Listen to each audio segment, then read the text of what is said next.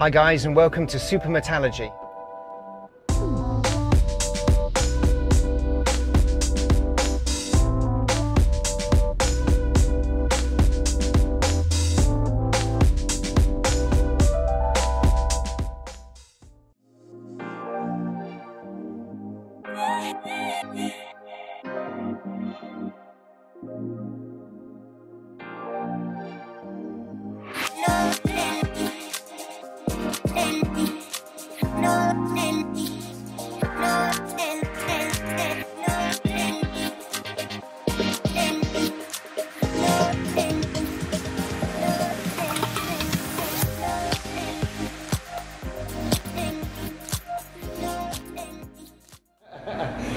Okay, so today I'm with Angie King and I am in Manila at Carporn Racing. Yes, welcome. Thank you.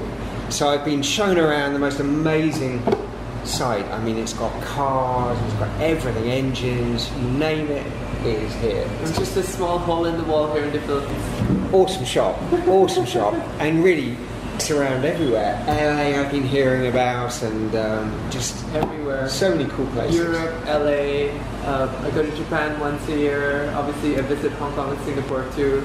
I might go to Malaysia on December to test the LMP2 car. Right. So I'm in talks with one of my friends who has a car experience weekend. Like he provides LMP2, LMP3, the Super Trofeo Lamborghini. Yeah. Like you can rent it for the weekend, get an instructor, an engineer. And, wow. You know, so you need to let me know when this is, and I'll be over. Yeah, and you know, I love aero cars, and you know, driving the challenge cars, it's a bit pudgy. Yeah.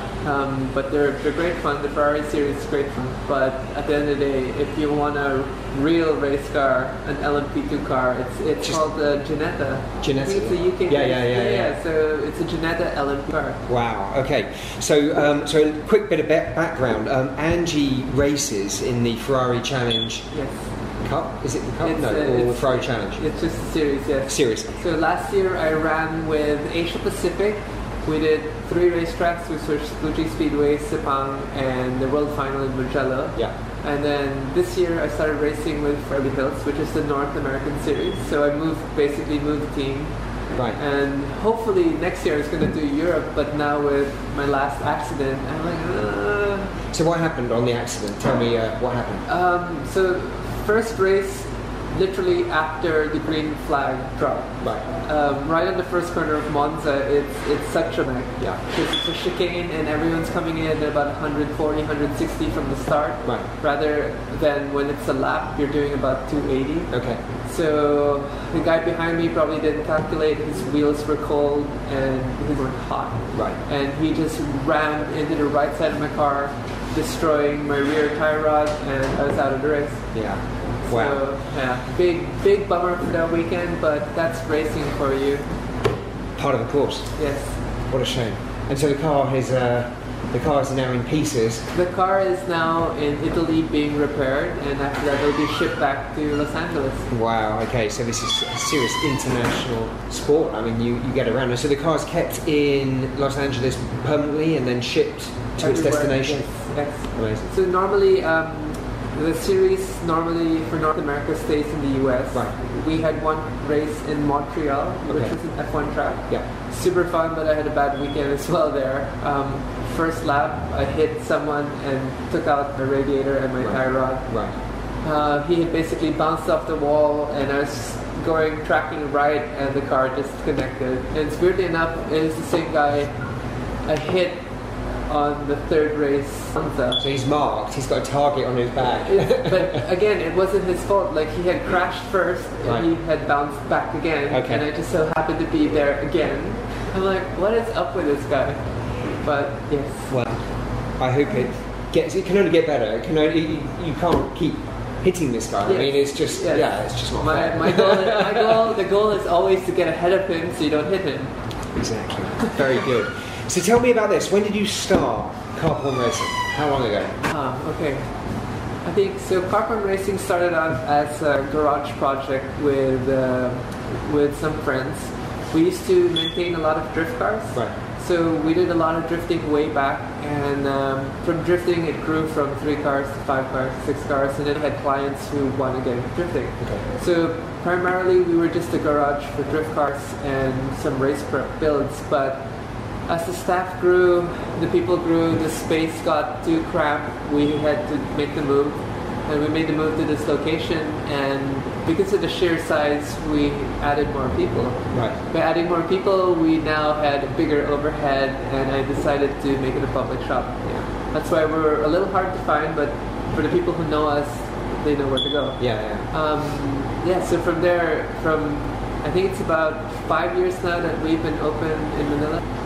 Amazing. So, and some of the project cars you've got, I've seen, and you're going to see anyway in some of the footage. We've got the Corvette, which you've done in all carbon fibre. Yes. You haven't seen the 12C Mclaren Longtail? I haven't seen that. Which is in pure carbon fibre? Yeah, I mean, it looks amazing. I've seen a photo, so I want to see that. So is that here, or is that in the US? No, the car is at home. Is it? Okay, yeah, so it's here. It was the old car of my father. When he passed away, inherited the car. Amazing. And I wanted to keep it, but I didn't want to keep it stock because the 12C is a little brown, right? So I was like, you know what? Let's do something to it so that one, it's a keeper, two, it's very memorable to me because it's pure carbon fiber. Fantastic. Well, that will be another video another time. Yes. And then we've also got down in the workshop on the dyno, you've got a Mustang. Yes, so our shop does everything. We do classic American cars. We do restorations on air-cooled Porsches. We do obviously service for Japanese and European cars. I have a Mclaren computer coming soon, which means we can hack into the Mclaren ECU because they're a pain. And besides that, I mean, we're pretty much well-rounded. We have a few JDM cars. We do Evos. I am prepping a rally-based Evo on the side as well, and lots of engine transplants. Big fans of Corvette motors, and Dominic was asking why Corvette motors. It's because cheapest bang for the buck for horsepower to reliability ratio. I mean, we can take the boosted engine of like the Evo and crank it up to 400 or 600, but you're actually multiplying the stock power times 3. Unlike a GM LS motor where your base power is 400, and if you just needed 600, you're just adding a third. So just the rule of like the reliability ratio, where how much power you're extracting from a motor which was originally designed for X amount of power. So the GM's a good base block, and if you want to power add to the GM motor, it's cheap as nuts. Even in a Rauwelt 964 Porsche. It's in my BMW, it's in my Porsche, it's in my Corvette. So yes. Honestly, I mean, these things have just been popped into everything. So we should all do that in the UK as well now. Start swapping out our mum and dad's motors in their small shopping cars with an LS instead. It'd be much better. It's got such great power delivery. At 2,000 RPM, you have roughly about 400 foot-pounds of torque. And small. And small engine. It fits almost anything. I mean, as you've seen, it fits anywhere. Like it does. It literally does. If there's a rectangle or square cubic space, and you can cram it in. Shoehorn it in. Brilliant, fantastic. So tell me about your RWB Noah. Yes, Noah is a 1989 Ford Carrera 964. It started off obviously as a road car, and there's some backstory to it because the person who owned the car wasn't selling it. Right. And I needed to buy another car from him to get that car. Right. So I ended up buying 2 cars, just 1 car. Okay. What was the other car? The 993 Targa. Okay, it's not all bad then, is it? The problem with these cars is they're 25 plus years old, 25 years old. So it was so deteriorated that when he sent it here, I gave him a huge estimate on them, and he basically folded and said, like, if you take both cars, I'll sell it to you. First compared the prices of an air-cooled motor. For my air-cooled motor to hit 400, I needed about $100,000 US. Right. And for my LS motor to hit 400 with the conversion, I just needed about like $55,000-$60,000. I'm like 50%. No brainer. Done. Obviously, I didn't want to do the same build to Noah because the Victoria was so controversial that you know, you get hate, you get love, you get hate, you get love. Yeah. And at the end of the day, you want to race. Yeah, exactly. So, but we didn't want to do it at Noah because we wanted to appreciate the air-cooled market and, you know, show people that we can do an air-cooled motor. So we kept it as is, and we did order a crate engine from a friend, but nothing yet. Okay. But besides that, Noah is running air suspension. We got our 1552 Outlaw Magnus Walker wheels. It's got the older RWB kit, which is the long hood, which is based off the 70s Porsche. Yeah. So we got the long hood conversion on it because I do love the retro style. And it's beautiful. Sort of looks like the wide body Singer, like It's the V2 Singer. It sort of looks like that. It's a work of art. And I think you've got projector headlamps in it as well. Yes, RWB projector. Are they RWB? Yes. Okay. Etched. If you look at the lens, it says RWB. Wow, I mean, it's come on so much, hasn't it? I mean, we have the custom carbon fiber interior. Yeah. We have the Renline track matting. We have obviously updated the air conditioning and stuff. Yeah. The radios are the Porsche Navi units now. Okay. Yeah. I think they're branded Becker, but they're Porsche. They're Porsche, yeah. Sort of the retro style. It's got the Recaro Sportster CS seats with the custom match paint backs to the car. Yeah. And, you know, just so many small things that make the car. The details. Yes. Yeah, it's beautiful. And you can probably hear all these amazing cars starting up down below us. And you could probably even tell me what it is that's just started. What is downstairs at the moment? That car moving now is the C Corvette. Oh, the Corvette, okay. Yeah, that's the Corvette moving around downstairs. Yeah. Because we're swapping some cars out. So there's a Corvette downstairs which has got a 500 horsepower. About 500 wheel. It's got the... This was... The car downstairs was the first Black Manta. Right. It was our base car that we built everything on. And because I wanted to build a car in the US, we decided to buy a ZR1 and just basically move all the parts. So the body of the old ZR1 we put on the C6. Right. So just to make it look better.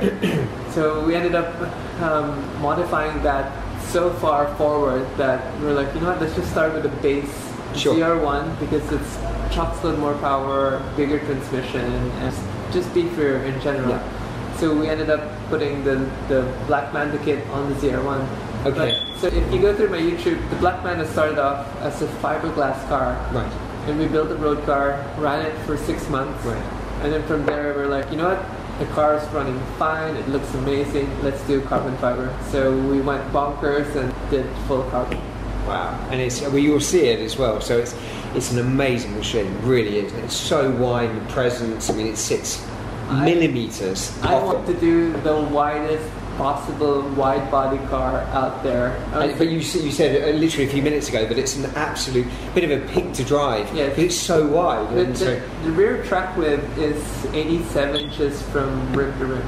Yeah, I mean, it doesn't fit most. I mean, it's like truck width. So we actually, one of the tow truck partners locally, we had to widen the rear of the tow truck just to accommodate my car. Yeah, so it doesn't overhang off the edges. Amazing. Okay, well, Angie's been fantastic. Show me everything in her workshop and put up with me for many hours, over 2 days.